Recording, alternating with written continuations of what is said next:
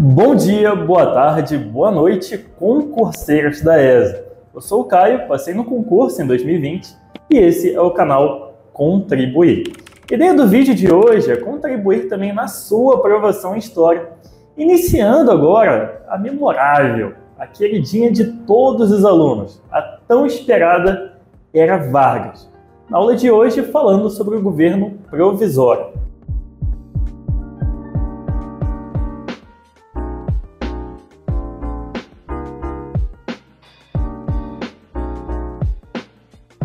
Só para relembrar, na nossa última aula, nós falamos sobre a Revolução de 1930, correto? O êxito dessa revolução deu fim ao que chamamos de República Velha e toda aquela oligarquia presente naquele período, e o poder foi colocado nas mãos de Getúlio Vargas, iniciando assim um novo período na nossa história, o período getulista, né? Ou como é mais usual, a famosa Era Vargas. E olha só, eu tenho certeza que todos vocês que estão assistindo essa aula já ouviram falar o nome de Getúlio Vargas alguma vez na vida. Sabem que ele comandou o nosso país durante um tempo e provavelmente também lembram alguma coisinha que foi feita no seu governo. Eu arrisco dizer que vocês podem até não saber vários outros presidentes que nós tivemos depois de Getúlio Vargas, ou até mesmo pode não lembrar ou saber de fatos que acontecem com os nossos presidentes atuais. Mas de Getúlio Vargas, eu tenho certeza que vocês sabem alguma coisa. Isso acontece, pessoal, porque Getúlio é a personalidade política que teve maior expressão na história da nossa República. Muita coisa foi transformada no Brasil durante esse período. E muitas ações feitas no seu governo impactam nossa vida e são referências importantes em debates políticos e sociais até os dias de hoje. Como nós vimos, Getúlio Vargas assume o poder no ano de 1930. E, pessoal, ele só vai deixar a presidência do nosso país no ano de 1945. Ou seja, são 15 anos liderando o Brasil. E a história separa esses 15 anos em 3 fases. A primeira fase a gente chama de governo provisório e vai de 1930 até 1934. A segunda fase é o governo constitucional, de 1934 até 1937. E a terceira e última é o governo ditatorial, mais conhecido também como o Estado Novo, de 1937 até 1945. Tá beleza? Então, para ficar bem detalhado, eu separei esse assunto de Era Vargas em 3 aulas, para falarmos em cada uma das aulas sobre uma fase específica. E claramente a gente vai começar do início, né? Vamos falar na aula de hoje sobre a primeira fase, que é o governo provisório de Getúlio Vargas.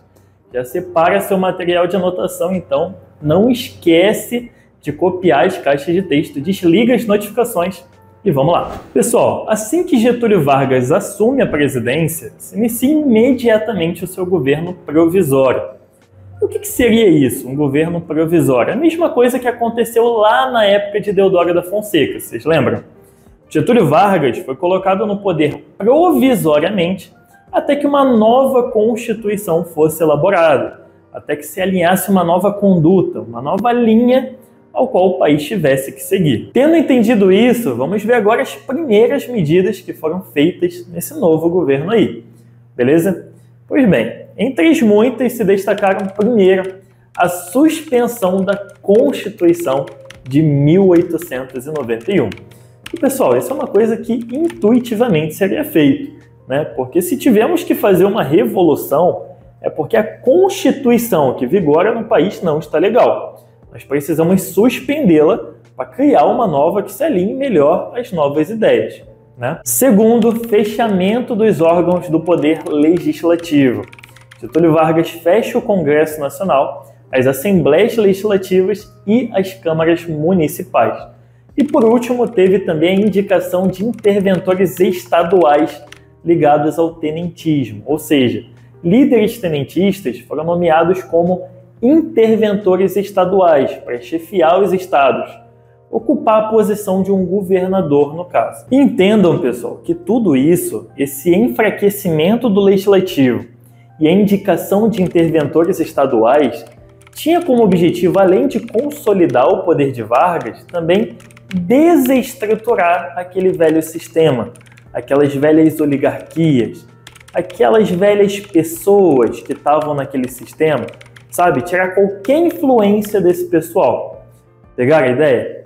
Além disso, podemos dizer que a consolidação do poder de Vargas se deu de outras duas formas principais, através da intermediação política e também se preocupando em atender às necessidades de diversos grupos. Vou explicar isso melhor para vocês, olha só.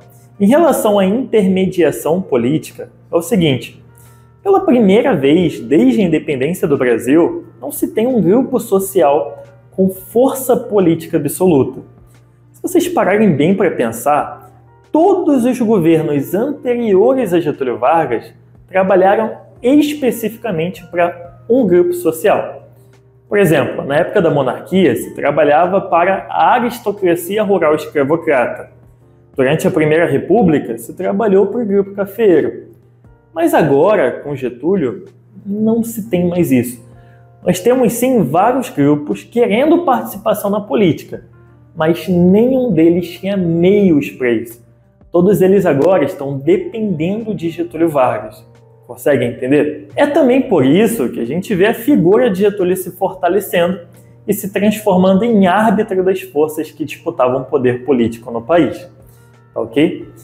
Uma outra particularidade de Vargas é que ele entendia que, para se manter no poder, ele precisava satisfazer as necessidades dos grupos mais importantes, que no caso se destacaram os cafeicultores, os líderes do tenentismo e também os setores populares urbanos. Em relação aos líderes do tenentismo, a gente já viu que Getúlio procurou atender esse grupo, nomeando-os como interventores estaduais e dando bastante poder a eles, né? Agora, em relação aos cafeicultores e os setores populares urbanos, nós vamos precisar nos aprofundar um pouquinho mais, tá legal? Começando pelos cafeicultores, apesar desse grupo ter sido rival derrotado na Revolução de 30, pessoal, Getúlio sabia que não tinha como governar o país sem o apoio deles, né? Simplesmente por esse grupo ser o mais poderoso, seu grupo com o maior poder econômico do país. Então, visando uma aproximação com esse pessoal, Getúlio se lança em defesa do setor cafeeiro. Como a gente viu na aula passada, estava muito abalado devido à crise de 1929, a Grande Depressão, né? E o que Getúlio fez? Ele meio que reeditou aquela política de valorização do café. Simplificando, ele se comprometeu a comprar o produto dos cafeicultores e após a compra ele queimava os estoques excedentes, aqueles que dava para ver que não iam ser vendidos. Essa daí ficou conhecida como a política de compra e queima de café. E segundo alguns livros didáticos, foram queimados aproximadamente 78 milhões de sacos, para vocês terem noção. Porém, apesar desse gasto teoricamente inútil do governo, impressionantemente também teve seus lados positivos. Tá? Isso porque ajudou a manter a nossa economia em funcionamento, porque muitos setores da nossa economia dependiam dos recursos gerados pela cafeicultura. Tá beleza? Bom, tendo entendido essa aproximação com os cafeicultores, vamos seguir e ver agora a aproximação com os setores populares urbanos, que no caso é um pouco mais complexo. Tá? E na verdade, para a gente entender essa aproximação com esse novo grupo, precisamos entender antes de onde surgiu esse grupo e o porquê ele se tornou tão influente, né? Eu já adianto para vocês que tudo isso tem a ver com a industrialização brasileira, tá? E, pessoal, uma das características mais importantes do governo Vargas foi justamente o estímulo ao desenvolvimento industrial. Getúlio Vargas, além de olhar para o setor agrícola, ele visava muito o surgimento de indústrias nacionais. E por isso ele começou a estimular o desenvolvimento industrial através de uma política de industrialização por substituição de importações. Caramba, cara, que nome esquisito, cara. Que negócio complicado. O que é isso aí? Pessoal, é muito simples. Pensa no nome, tá? Substituição de importações. Vamos começar a substituir tudo aquilo que estamos precisando importar, que estamos precisando comprar de outros países. Ou seja, vamos estimular o surgimento de indústrias nacionais que produzam tudo aquilo que a gente está precisando comprar de outros países. Pegaram a ideia? Tá, e como que a gente vai fazer para estimular esse surgimento repentino de indústrias aí? Isso é bem simples, tá? Simplesmente vamos aumentar os impostos sobre os produtos estrangeiros e diminuir os impostos sobre os produtos nacionais. Logo, a grande maioria dos brasileiros, logicamente, vão preferir comprar os produtos nacionais para pagar menos. E quem tem capital para abrir uma indústria vai se sentir motivado a isso. Vai pensar, poxa, se eu abrir uma indústria aqui no Brasil, eu vou ter o mercado consumidor brasileiro praticamente garantido para mim. Eu não vou ter a concorrência estrangeira. Vou fazer isso. Então, pessoal, por conta dessa política, o número de indústrias nacionais aqui no Brasil aumentou bastante. Durante a Era Vargas, esse número quase que dobrou, para vocês terem uma noção. E aí, a gente começa a perceber que, aos poucos, o modelo econômico do país está mudando.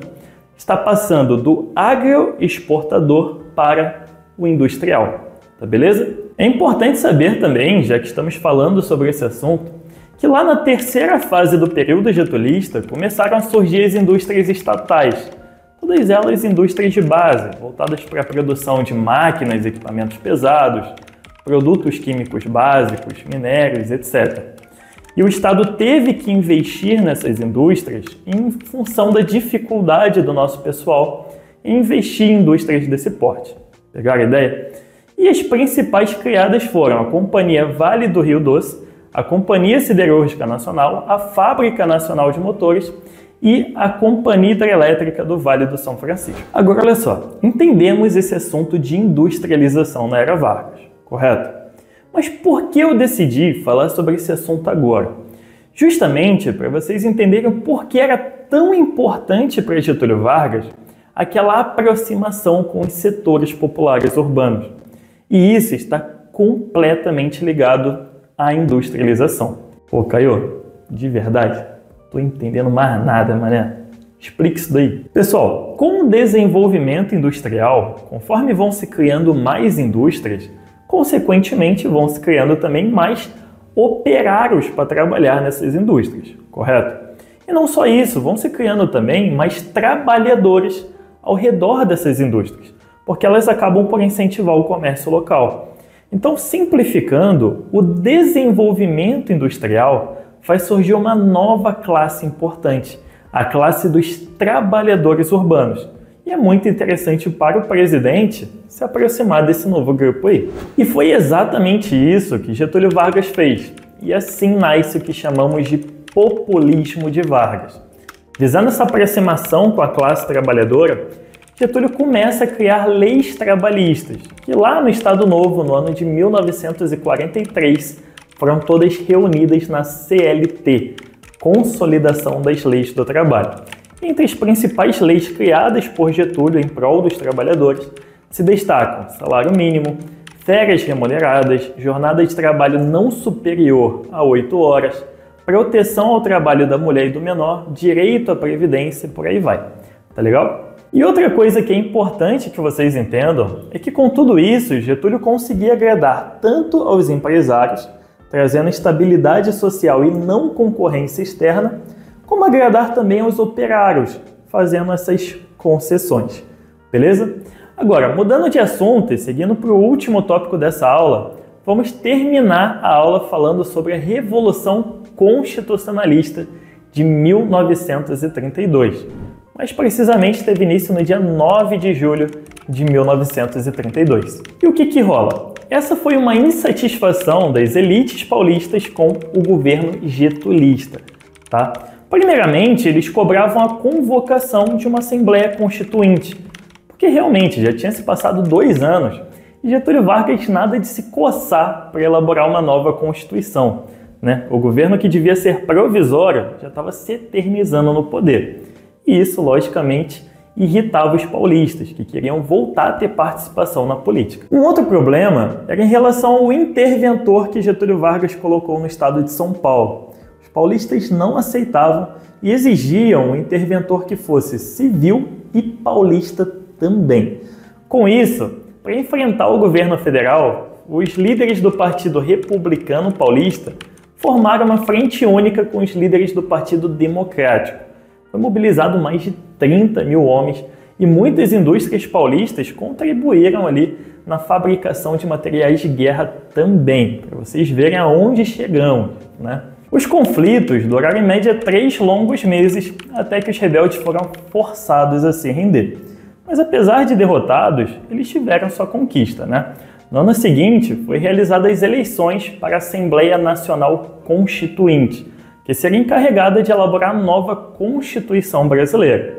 E na próxima aula a gente vai falar como que ficou essa nova Constituição aí, né? E vamos falar também do governo constitucional de Getúlio Vargas. Tá legal? Bom, estamos chegando ao fim, chegou a hora de dizer adeus. Foi um grande prazer para mim. Tamo junto, até a próxima e tchau, tchau.